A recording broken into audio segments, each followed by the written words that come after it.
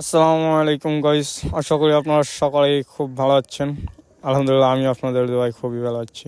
এতদিন তো দেখেছেন আমার শখের চুল। হ্যাঁ, এখন আপনাদেরকে একটু কেটে দেখাই আমি কেমন দেখতে। আসলে কাটতে খুব ইচ্ছা করছে না, তবে কি করব, গরম এসে পড়েছে। এখন তো আর না কেটে থাকতে পারি না। কতদিন আর থাকা যায় পাগলের মতো করে বলেন।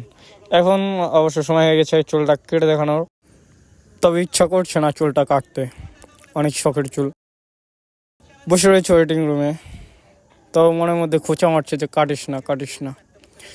কী আর করবো বলেন, শখের চুল তাও কাটতে হবে। যখন আমি ওয়েটিং মোডে বসেছিলাম, তখন দেখা গেল এক রাশিয়ান, যে নাকি হেয়ার কালার করবে, আই মিন শাইনিং করবে।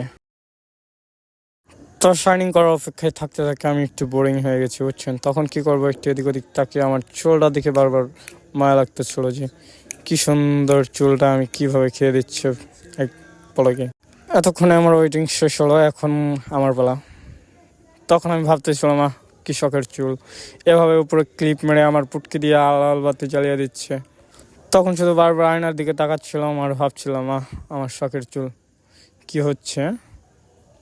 কি আর করবো বলেন, বাড়ি গেলে বাপের কথা, ঘর থেকে বেরোলে মায়ের কথা, তারপরে দিন শেষে এই চুলগুলোর উপরেই ঝাড়ি ছড়ে। যতই হোক সেটা ভালো চুল, সুন্দর করে রাখা চুল, তাতেও শান্তি নাই তো, বুঝেন না বাপ মা।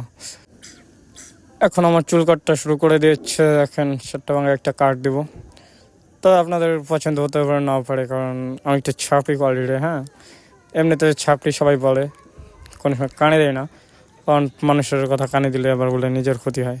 এই কথা ভেবে আমি কখনো কানে দেয় না মানুষের কথা। যখন আমার মাথায় মেশিন চালাচ্ছে, ট্রিমার চালাচ্ছে, তখন আমার মনের মধ্যে খালি খিচখিচ করে উঠতেছে। তখন আমি ভাইকে বললাম যে ভাই দেখেন, আপনি যে এই যে ট্রিমারটা চালাচ্ছেন, জানেন আমার মনের ভিতরে কত বড় খোঁচা মারতেছে, আপনি তো বুঝতেছেন না ভাই। আপনি তো একটু পরে পুরা গন্ধ শুকতে পারবেন। যতক্ষণ অব্দি চুল না কাটা হচ্ছে ততক্ষণ অব্দি আপনার একটু মিউজিক শোনেন।